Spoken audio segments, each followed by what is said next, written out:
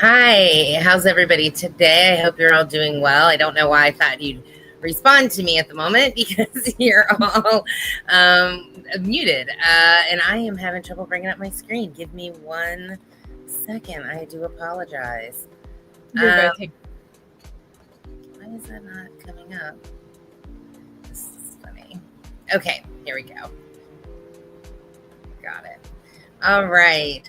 Well, I am Amy Wamsley, as was stated.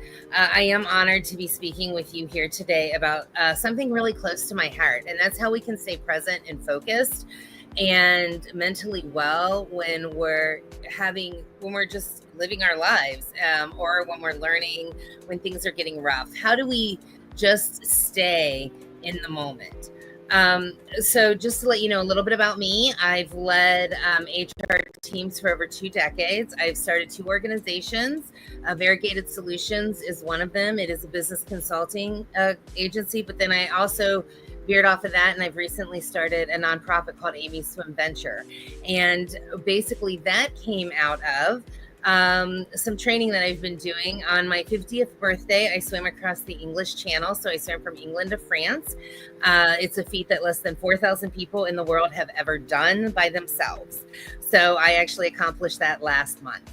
And that's basically what today's talk is about, what that taught me, what all of my life experience has really taught me, not about just pushing the limits, but how to stay present and grounded and taking things one breath at a time to reach those ultimate goals. Let's see, I changed my slides down here. Sorry. Got it. Now I know what I'm doing. Here we go. When your brain, so why was mental health important is what I want to talk about. So mental clarity is the foundation of learning. Emotional regulation supports retention and motivation, and stress and self-doubt are common. But you can manage those with tools. We all get stressed out. We all doubt ourselves. But when your brain is focused on other topics and your self-talk is negative and you're thinking about how you'd rather be doing something else, right? So you're sitting in a course, you're doing something, and you keep thinking, you let your mind wander. Maybe, I've got to pay these bills, or I've got to take care of the kids. You're not able to absorb. You're not able to reflect, and you're not able to grow. And when you're facing something intimidating, like taking your first online course, your mental wellness and your self-talk set the ceiling on your actual performance and what you're going to be able to do. So mental health is very important in making sure that you stay engaged.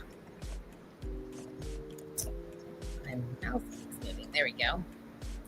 So this is actually a picture of me. It was last October, and I swam under the Golden Gate Bridge. It was the first time I had ever swam under the Golden Gate Bridge. And it was incredibly terrifying at the moment. And if you don't know where that is, it's in San Francisco. The currents change there every several hours. So really at the moment that I was doing this, there was water flowing in the same time water was flowing out. And I was literally stuck in some currents. I couldn't see the people who were there to support me at one point in time. All I could see was water smacking me in the face. I knew that, of course, it's almost 400 feet depth under the Golden Gate Bridge. And so there's sharks, there's all sorts of sea life, there's whales that swim there, there's shipwrecks there. So I know all of this. And so staying focused, there's, while I'm swimming that, because I'm so small compared to everything around me, right? But I had to stay focused. I had to stay alert of what was on around my surroundings, but I had to stay focused on me. And so just like swimming in the ocean and swimming across the English Channel, strength's not enough. It's about being present. It's about learning. And the only way forward is to go one stroke at a time.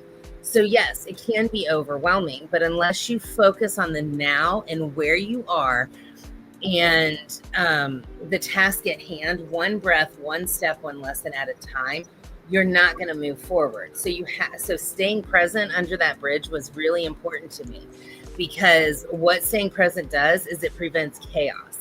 When you aren't present, you panic. When you're not connected to yourself, you panic, and that drains energy. Imagine draining my energy out there. And how do I get back? How do I get to my destination, right? And that's the same thing that can happen to all of us when we're learning or we're in any situation. So we want to be present because we want to be able to conserve our energy to be able to move forward. So part of staying connected, right, is mindfulness. And that's what I'm talking about today. So mindfulness is the practice of bringing your full attention to the present and its moment without judgment. So mindfulness is not about becoming somebody new. It's about mentally keeping yourself engaged and in that moment. Don't focus on the steps to the end, just staying focused on the now. Mindfulness is something all of us can use to navigate stress, deadlines, and even Zoom fatigue when you're looking at a screen for too long. The more present we are, the more we see ourselves, and the more we see others more clearly who we're working with. So why does it work? When you are mindful, it increases your focus and attention span. It builds emotional resilience during those challenges, and it strengthens empathy, not only towards yourself, but you see where others around you are coming from as well. Being mindful is about awareness without judgment. When we practice that with ourselves, it becomes easier to extend that grace to others too. In my experience through leading teams, mentoring staff, and working with students, I've seen mindfulness help people slow down, stay within that discomfort, and they keep going. That's where the real learning happens.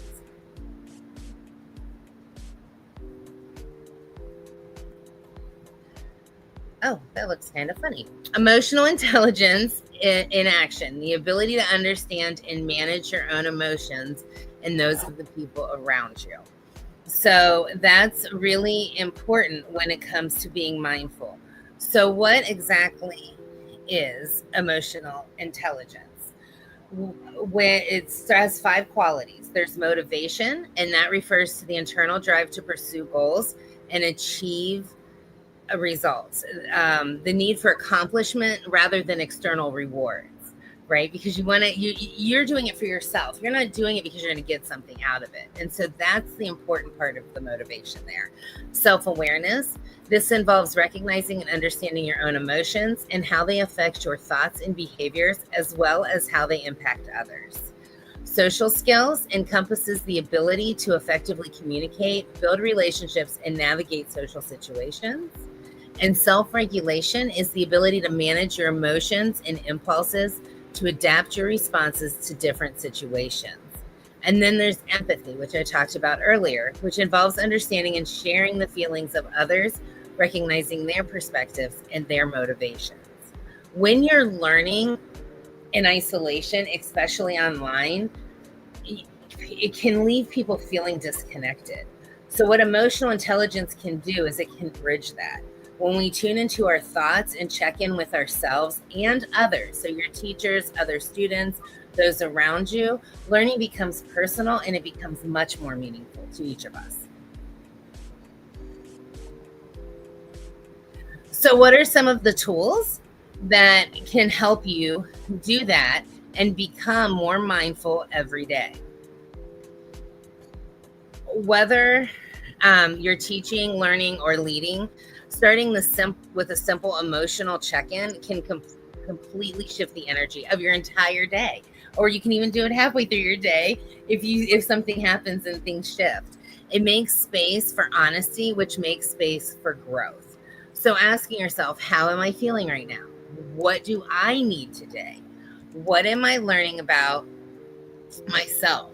And knowing those questions and those answers to those questions can help you know how to manage the day, not only for yourself, but in your interactions with others. For instance, if I know I am very stressed because maybe I have some really crazy things happening in my life and somebody says something to me, knowing that I'm coming from a place of stress can allow me check myself, right? And my responses. I can take that breath and I can respond in a way that is appropriate for that environment, because we know where we're coming from. And so we can also show empathy to someone else who's maybe also having a bad day.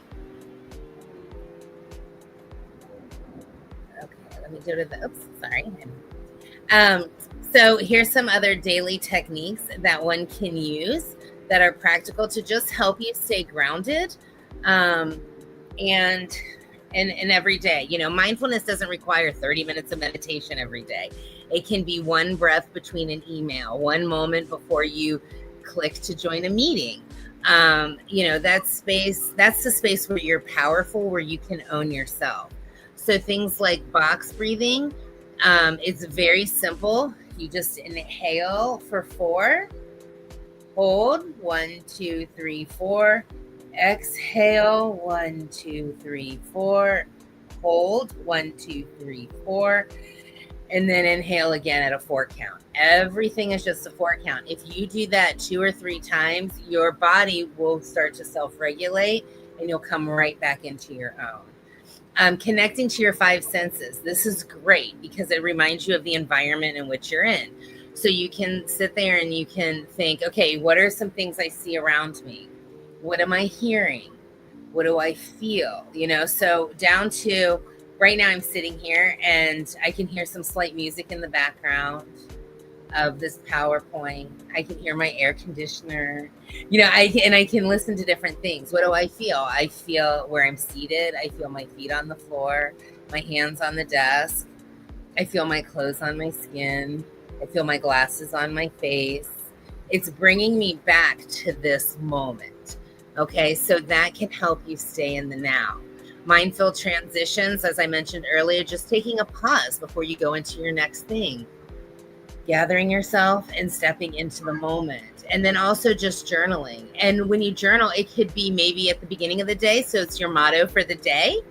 A lot of times I tell myself every morning, I will entertain no negativity today. Right? And so, you're not going to rain on my parade. We're going to make this happen. And so keeping those things in mind, or maybe at the end of the day, what did I get out of today? What do I want to go in with tomorrow? And so just keeping that helps you stay grounded in where you are in the now. Next slide. And the last tool or thing that I would definitely recommend is trusting others. So this is a slide of me swimming around Coronado. It is an island off the coast of California. There's a giant naval base. I'm swimming there, and that is a woman who I actually had just met that day, who was helping me on an 11-mile swim around the island. It took me about 6 hours, and that huge naval ship was coming by, which was really cool. But it was pretty close, and that is very intimidating, right? And so I don't know where I am. I'm swimming around an island with someone I don't know. I have a pilot boat with me. The pilot navigates for me, feeds me, keeps me safe, and they make sure I stay on course. My only job is to swim and trust them. And these are strangers sometimes. So this is a lot like learning. Your instructor is your pilot. They are not just a stranger. They are someone invested in your success, just like you. But if you resist their guidance, ignore their feedback, or stop checking in, it creates an unnecessary struggle. You need to communicate, let them know how you're doing, meet the goals they set, the assignments, participate, take notes. That's all part of the growth and moving together as a team towards the goal of you getting to that finish line. Just like swimming, you may feel alone in the water, but you are never unsupported if you stay connected to your guides. And then grace under pressure. So this is me in the English Channel. This was about 2 o'clock in the morning, and those are jellyfish right next to me swimming. I was stung in the face once. But you got to keep it together, right? If you want to get to your goal, you have to keep going. So I knew there were jellyfish, and the odds of me getting stung were very high, but I didn't worry because jellyfish had nothing to do with my goal. I was prepared for it. I had medical staff with me. At one point, I even touched one and threw it with my hand while I was swimming. It didn't sting me, thank goodness. But I didn't panic. I just noted that I had it. I was like, wow, that was kind of cool, and just kept swimming. Composure is not personality. It's literally a practice. Keeping yourself composed when needed is something you practice. People often assume grace is something you were born with, but it's not. It's something you build like endurance. When you practice returning to calm, you rewire how you respond in stressful moments. I didn't swim the English Channel because I'm fearless. I crossed it because I trained myself to mentally bring myself back to the present and focus on me in the now. I got upset. I struggled. I got frustrated with my support team. At one point, I even snapped at them. But the next time I had a chance, I apologized and said, I'm sorry. I was just in the moment, and I reconnected with my goal. And because we all had the same goal, we all wanted to get me to France. And so it was just about taking a breath and going forward. Mindfulness builds a mind that learns. Mindfulness builds a mind that learns. It's not a solution to all the problems, but it's a key that unlocks clarity, compassion, and resilience. Whether you're starting a course, changing careers, or swimming your own personal English channel, you're capable of learning, and you are already in motion. So you just have to remember to come back and breathe. So I just want to take this opportunity to thank you all for having me here today to let me speak. And here's my information if you do have any questions.